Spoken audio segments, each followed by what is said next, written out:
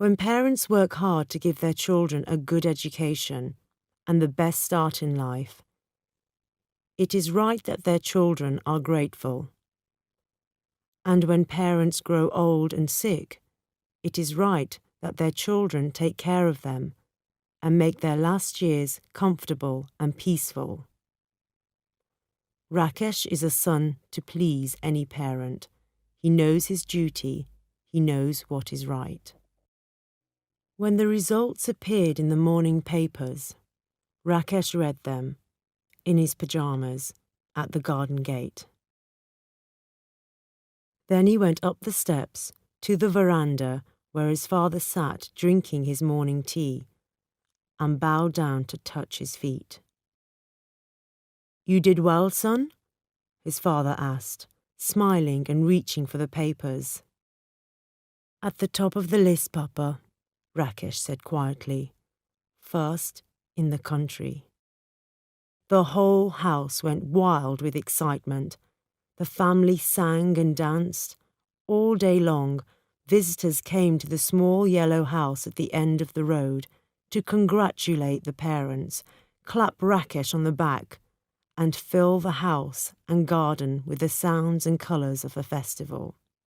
There were flowers and sweets, party clothes and gifts, anxiety and temper and happiness, all in a colourful rush of proud feelings and shining views of a bright new future.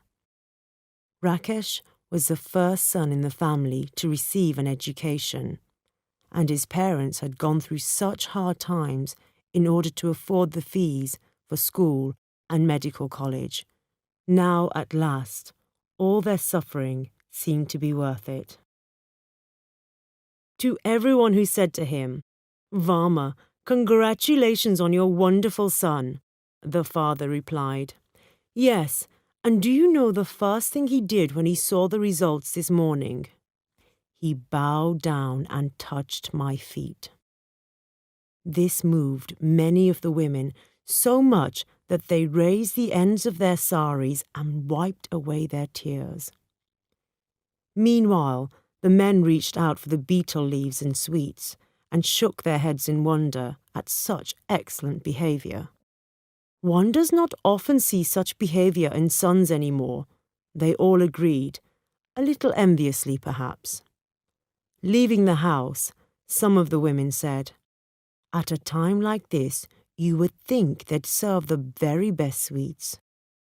And some of the men said, "That old Varma is too proud.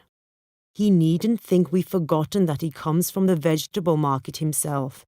His father used to sell vegetables, and he's never seen the inside of a school." But there was more envy than dislike in their voices, and this was not surprising.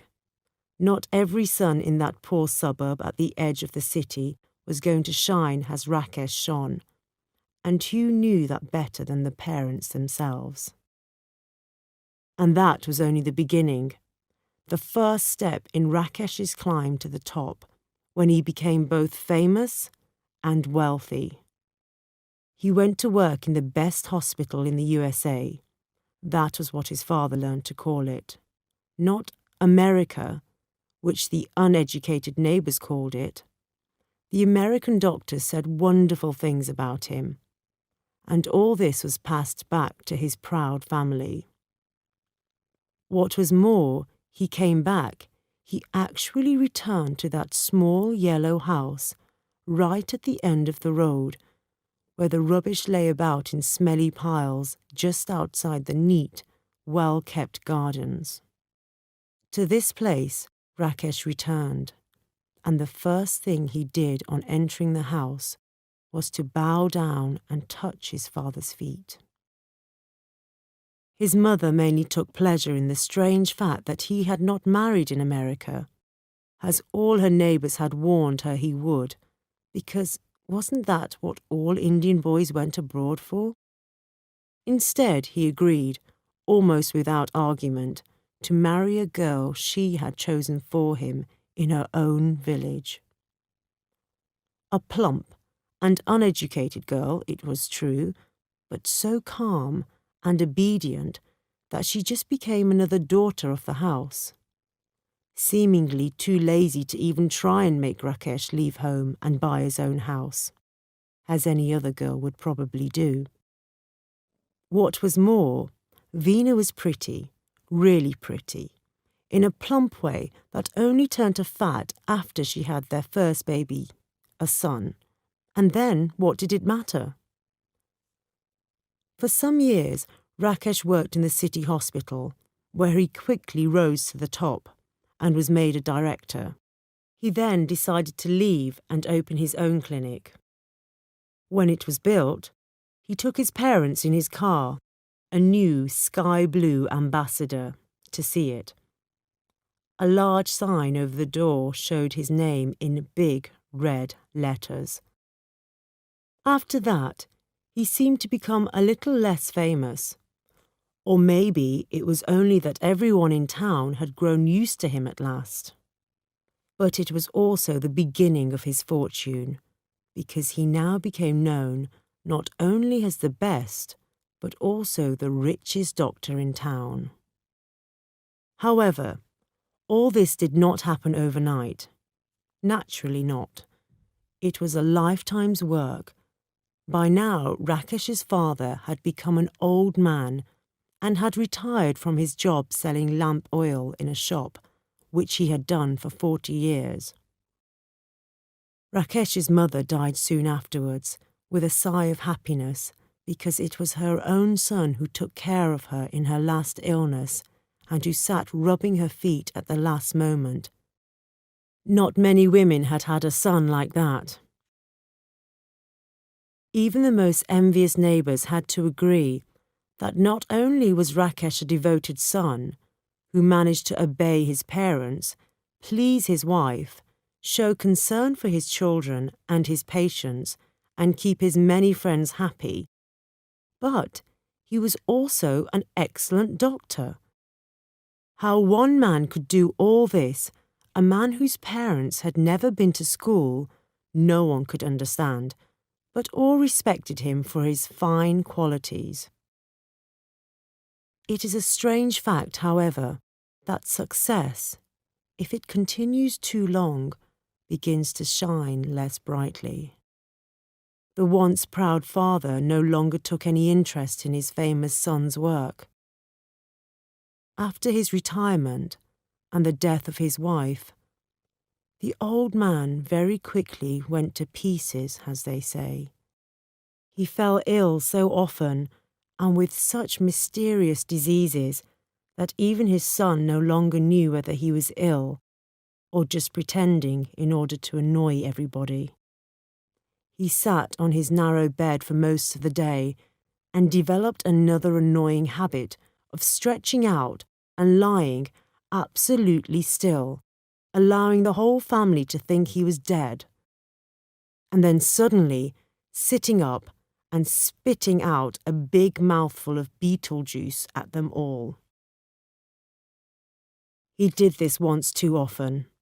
There had been a big birthday party in the house for the youngest son, and the celebrations had to stop suddenly when Veena discovered, or thought she discovered, that the old man, stretched out on his bed, was dead.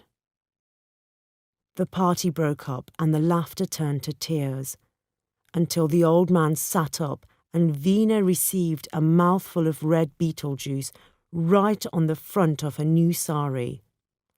After that, no one much cared if he sat up on his bed, spitting, or lay down flat, grey as a dead man.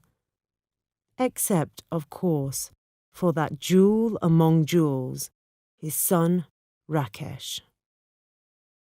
It was Rakesh who brought him his morning tea and sat on the edge of the bed in his pyjamas to discuss, or rather, read out the morning news to his father. It made no difference to him that his father's only reply was to spit. It was Rakesh, too, who, on returning from work at the end of the day, persuaded the old man to come out of his room and take the evening air in the garden on the veranda.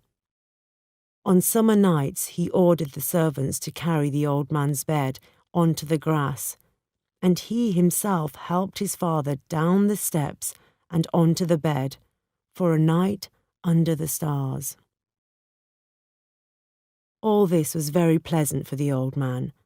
What was not so pleasant was that Rakesh even began to control what his father ate.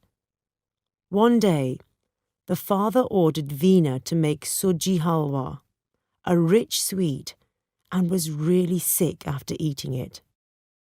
Later, Rakesh marched into the room, not respectfully, but with the confidence of a famous doctor, and said firmly, "No more halwa for you, Papa.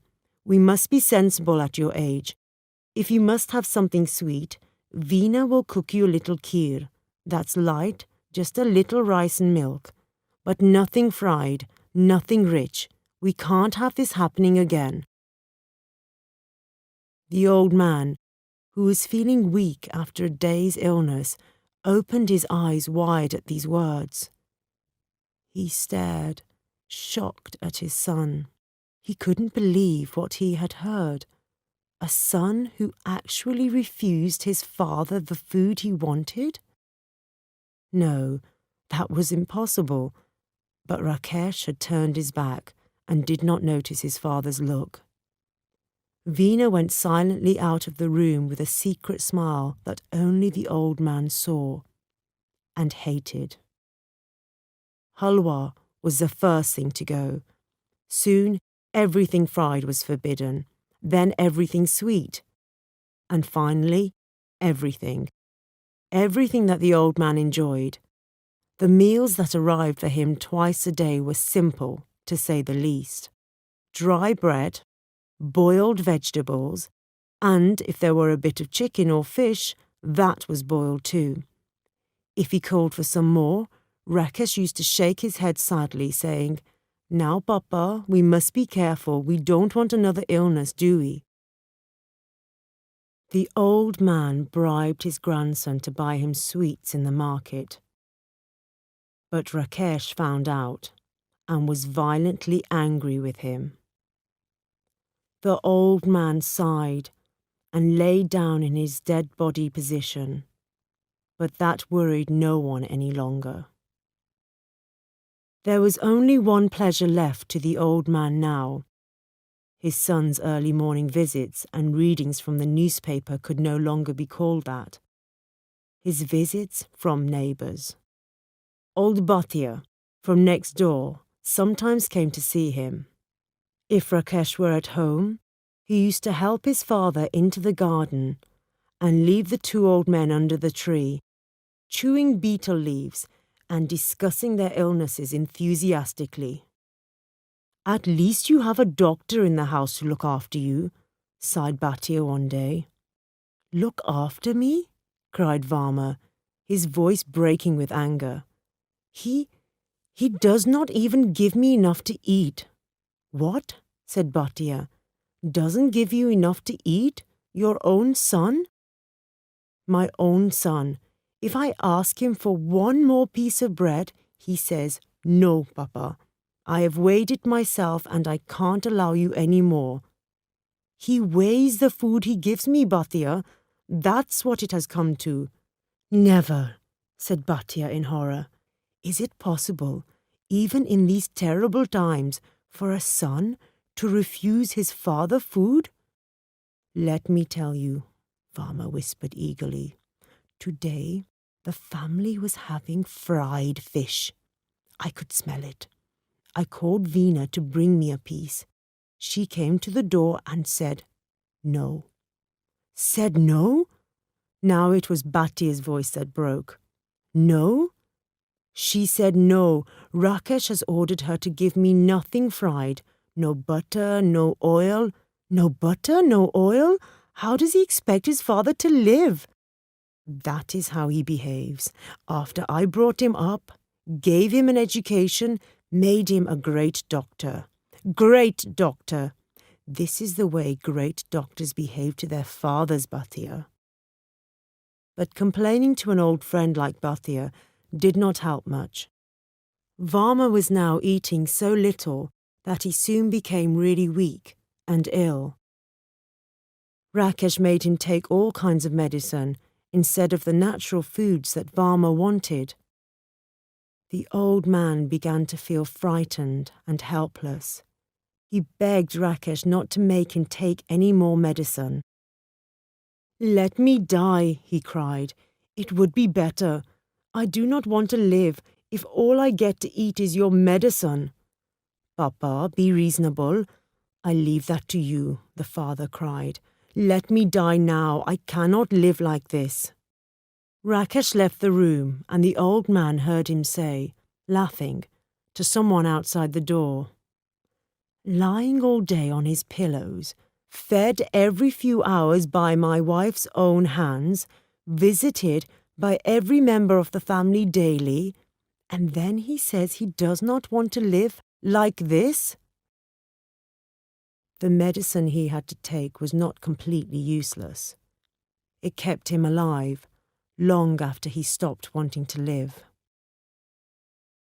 In the evenings that summer, the servants used to carry out his bed, with him on it, and put it carelessly down on the veranda.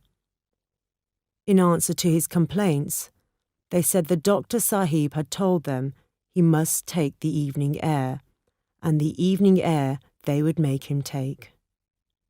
Then Veena, that fat, smiling, silly woman, appeared and piled up his pillows so high that his back ached. "Let me lie down," he begged. "I can't sit up any more." "Try, Papa. Rakesh says you can if you try," she said, and went off to the other end of the veranda to listen to love songs on the radio.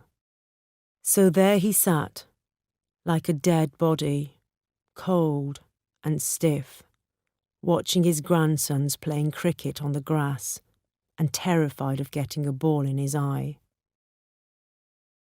At last the sky blue ambassador arrived. The cricket game stopped at once, and the doctor, the great doctor, all in white, stepped out. Someone ran up to take his bag, others to walk up the steps with him. His wife turned down the radio and called out to offer him tea or a cold drink. But he did not reply or even look at her. Always a devoted son, he went first to the corner where his father sat stiff and silent, staring at nothing. "Papa," he said lovingly, sitting on the edge of the bed and reaching out to rub his father's feet. Old Varma put his feet under him, out of the way, and continued to stare straight ahead into the dusty yellow air. "Papa, I'm home. How are you feeling, Papa?" Then Varma turned and looked at his son. His face was so old and tired that it could not communicate to the famous man exactly what his father thought of him. "I'm dying," he whispered. "Let me die, I tell you." "Papa, you're joking." His son smiled at him. "I've brought you some new medicine. You must take it. It will make you feel stronger again. Promise me you'll take it regularly, Papa." There was a pause. Then Varma spat out some words, sharp and bitter as poison, into his son's face. "Keep your medicine. I want none. I won't take any more. None. Never." And he knocked the bottle out of his son's hand with a movement that was suddenly grand and effective. His son jumped. The bottle smashed and the thick brown liquid stained his white trousers. His wife let out a cry and came running. All around the old man was noise once again. He gave a push to the pillows behind him so that they fell off the bed and he could lie flat on his back again. He closed his eyes and pointed his chin at the ceiling, saying as firmly as a sick old man could, "God is calling me. Now let me go."